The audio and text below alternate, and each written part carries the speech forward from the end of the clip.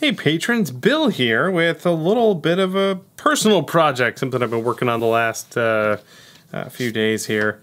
I'm building my own Blade Runner gun. Now, I have my RAC props kit that I finished, and I'm actually repairing that, doing some upgrades to it. But I want to make my own from scratch. That's what I have right here. At least that's what I've started here.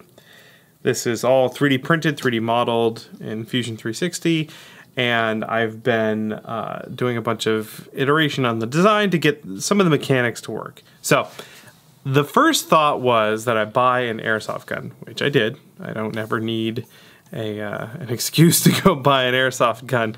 So I got this guy here, and I thought, well, maybe I can use this as the body. It's pretty close, pretty similar. It's a little bit big. Use this and build my new Blade Runner gun on top of it. The problem is that this thing here, and I'll open it up so I can show you. This thing is full of an air tank inside the handle here. There's an air tank, and I'd have to remove that and build a whole new handle thing because the grips on the Blade Runner gun are see-through, and this would just get in the way. So I kind of scrapped that idea, but I did want to use the mechanics. I want to have all the action. So the action for this is that it opens so that you can reload it, like so, and spins around. You can snap it shut. When you can pull the hammer back, it's a double action, so you can pull the hammer back and then fire, or you can just pull the trigger, and it cycles the whole thing. I've learned over the last couple days, a couple of mechanical things going on in here that makes all of that tricky to figure out. The cylinder locks in place, and when you pull the hammer, it cycles once, so that it goes to the next bullet, and then you fire. Same thing when you pull the trigger, it cycles once, and then it goes. I did figure out a way to do that on this guy here, but I got it to rotate at least, but not a certain amount, not 1/5 of the turn. And also I didn't get it to stop, it would just keep spinning. There is a little lock, it's kind of hard to see, but down in there's a little thing that locks. And it pops down. Let's see.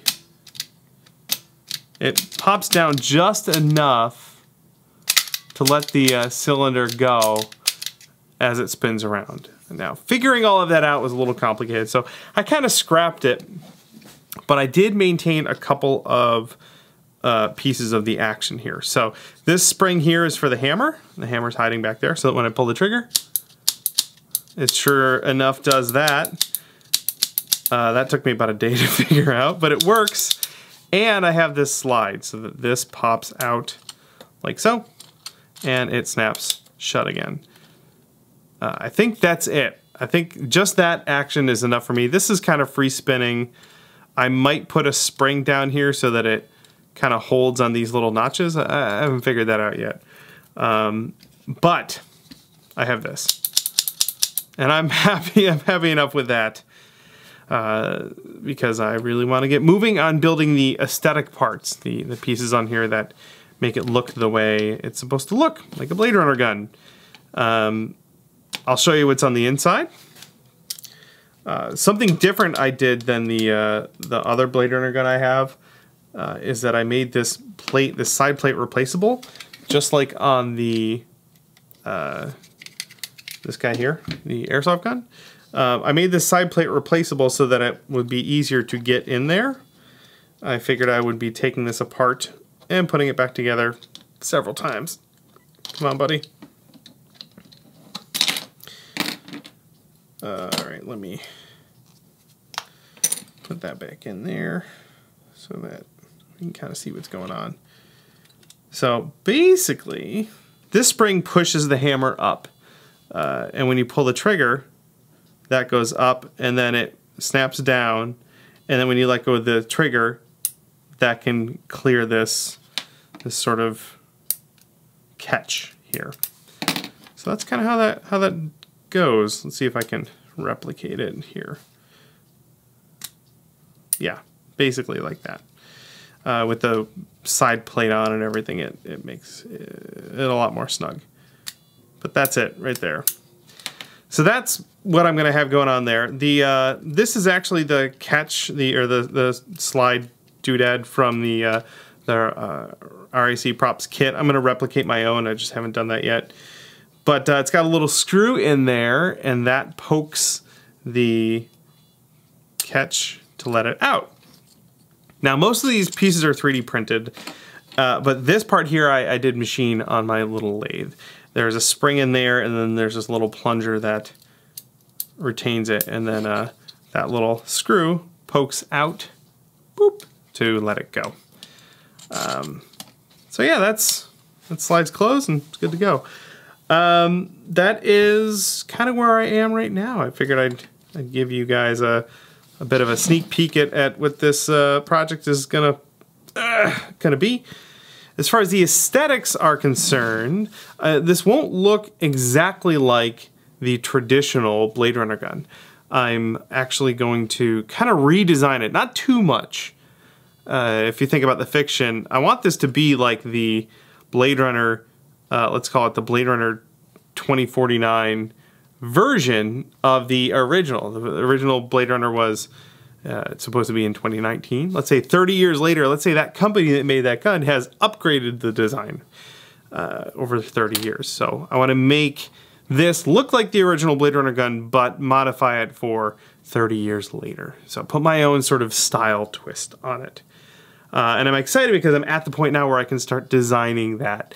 And a lot of the considerations I'm making for the design, the aesthetics, I'm also modifying a bit to make assembly a little bit better. There's a couple of things about the original kit that aren't the most mechanically sound, let's say.